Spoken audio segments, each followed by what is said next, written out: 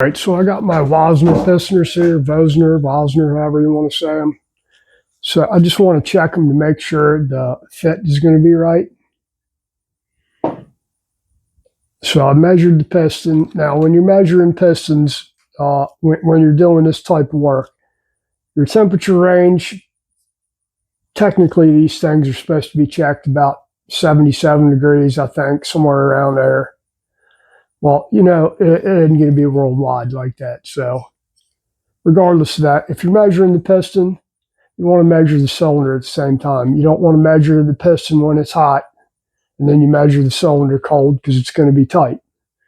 You know, if it's really cold out, I'm not going to show you, but you can take this piston and hold it in your hands, and your body heat will actually make it expand slightly.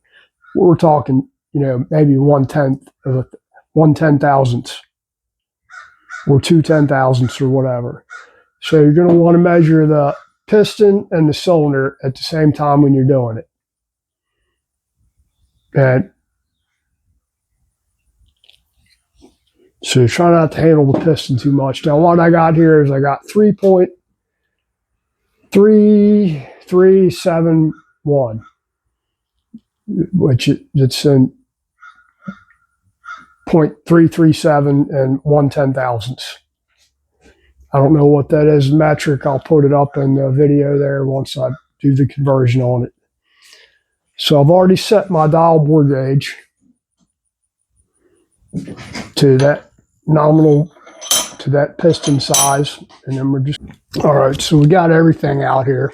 Our clearance is supposed to be about 3/1000ths for these pistons. That's what the piston manufacturer is recommending for this application, is right about 3/1000ths. So let's see what we got here.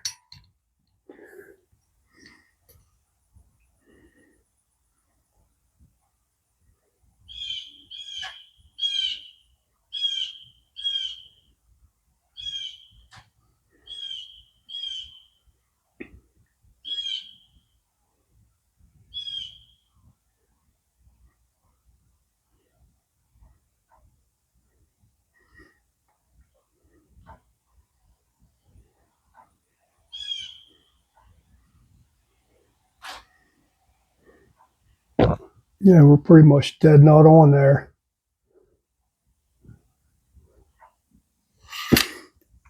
Now, just for instance, say you measured this morning when it was 50 degrees outside, and you wrote that measurement down, and then you didn't measure the cylinder. So you come back later on, and then you measure the cylinder, and it's, say, 70 degrees outside.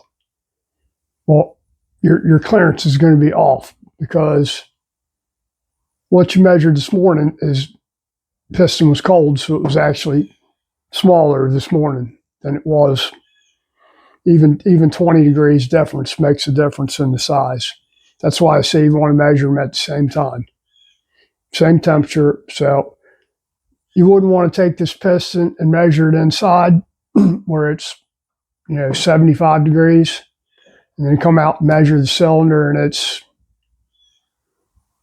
you know, 50 degrees. You get the point.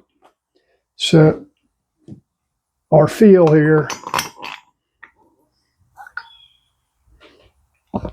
we don't have any rocking, and we're good to go. And that.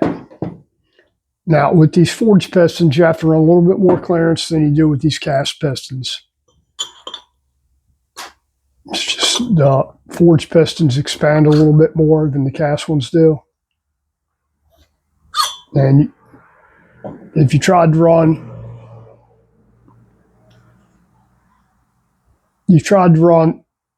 this this cast piston at, or this forged piston at a cast piston clearance, it's going to seize on either side. It'll seize here, somewhere on the skirt.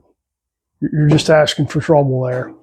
So whenever you get new pistons, you pretty much should verify that they actually are what you want.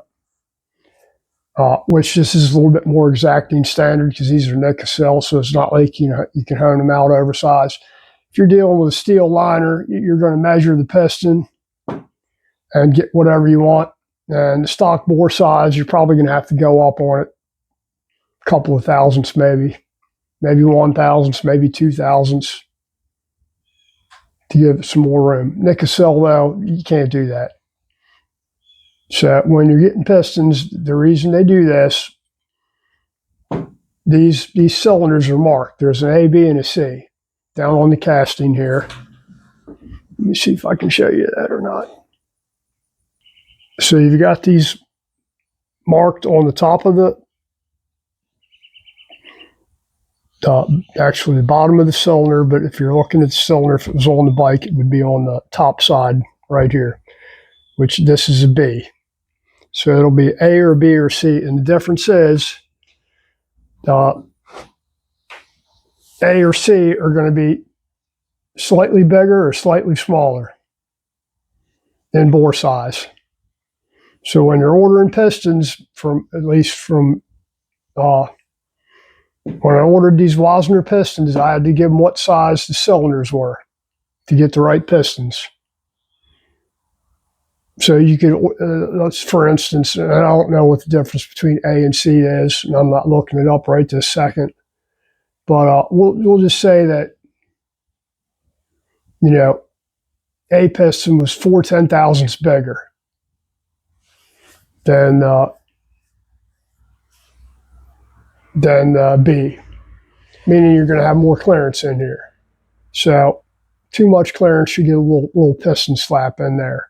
Or the exact opposite, say that the C piston or C cylinder was 4/10,000ths smaller, meaning your piston's going to be 4/10,000ths tighter.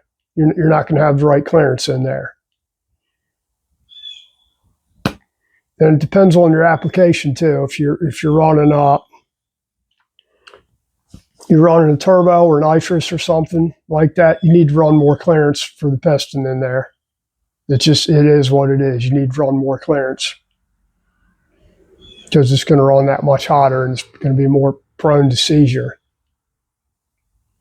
Like I said, with an iron liner barrel, it's no biggie. You grab your rigid hone and you hone it out how much ever you need to. You need to hone it out 4/10ths or 1,000ths or whatever. You hone it out of there and straighten it out. With these cylinders, though, nope. They're exact. Now, if you get these recoated, like just for instance, I wanted to go up to a bigger bore size on these. I could send them to Millennium Technologies or US Chrome or one of the platers, and they'll actually bore the cylinder out for me. They'd bore the old nickel out, bore it to size, replate it, and then hone it to size, for whatever pistons I'm using, with whatever clearance I tell them I'm running. They'll do that. It ain't cheap, but they'll do it. And now we know that our pistons are right on. At least this one is. I still need to measure the other one. Now you want to put that in your motor log there. You know, write that down for your build sheet or whatever. What kind of clearances you're running. And truthfully, you should be doing that with everything in this. When you're doing an engine, you should be keeping a log of everything you've done in there. You know, what pistons you're using. If you're CCing the heads, write that in there. You're doing a valve job, you're going to write your stem protrusions in there. Your spring installed height, how many pounds you got open, how many pounds you got closed, what kind of coil bond clearance you're running. And wrist pin clearances to the small end bushing there. Any little thing you're doing, you should be writing it in there. The goal here is to get everything exact. If you're blueprinting, even if you're not blueprinting, you should be getting everything as exact as possible. You know, your valve to guide clearance, you're going to write that in your book, your little log there. What size your valve stems are, what size valves you're using, your deck height, what kind of deck height do you have? And I need to check that with these new pistons because I tell you, I put them together. I can put these pistons together like this.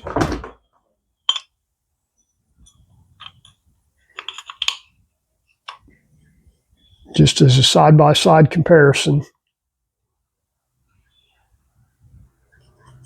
Kind of see if they've done anything different with the position of the ring grooves, other than they're smaller. And they've moved because the ring package is smaller. They've moved this oil ring land or groove. Sits a little bit higher than this one.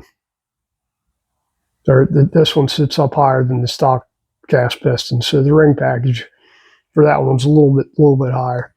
But by putting the pistons together like this, you can check them side by side, and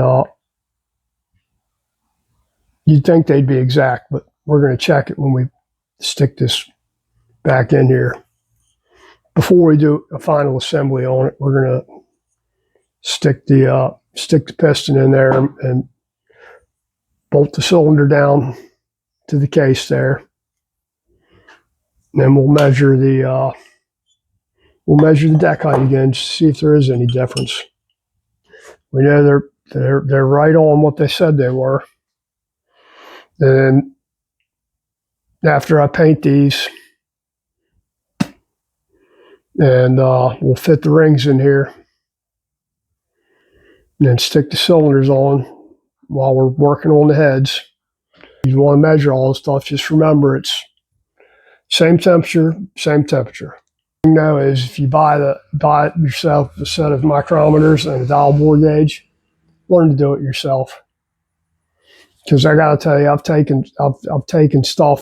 They can't read micrometers, some of them, unless they got the ones digital micrometers, which I think most people now probably use, but that's neither here nor there.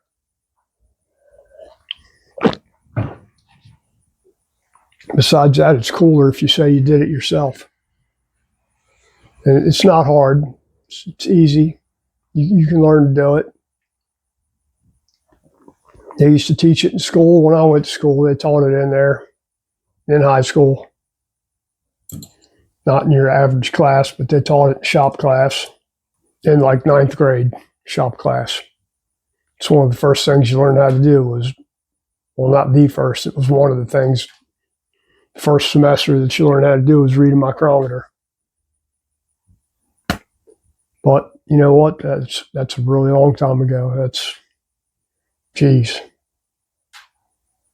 I don't even remember, 45 years ago, maybe longer than that. Something like that.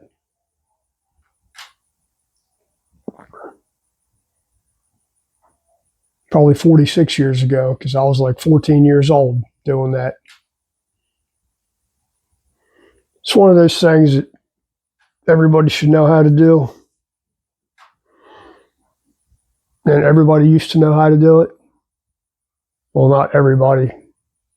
But it's one of those things they taught that they should probably teach, and you should probably teach your kids to do it.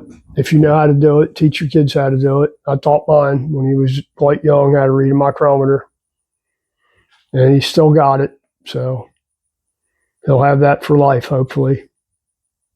He doesn't do it every day, but if I give him a micrometer and tell him to measure something, he'll get it.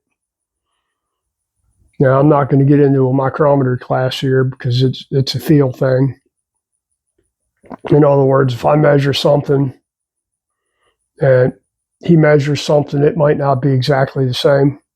Depends on how you hold the micrometer, and when you're doing the thumb screw there, how much pressure you're putting on the thumb screw to do it. And it's different between different micrometers. Anyway, that's enough. We're not doing a micrometer class here, so hope everybody has a fine week and or fine weekend coming up. We're going to a bike show Saturday. Looks like we'll have good weather. I'm not riding, but because there's like 4 or 5 of us going, and some of them don't have motorcycles and don't ride, so we're just going to spectate, maybe get some film footage. We'll see. We'll see how they do. All right, you guys take care. Have a great week. weekend coming up. Thank you.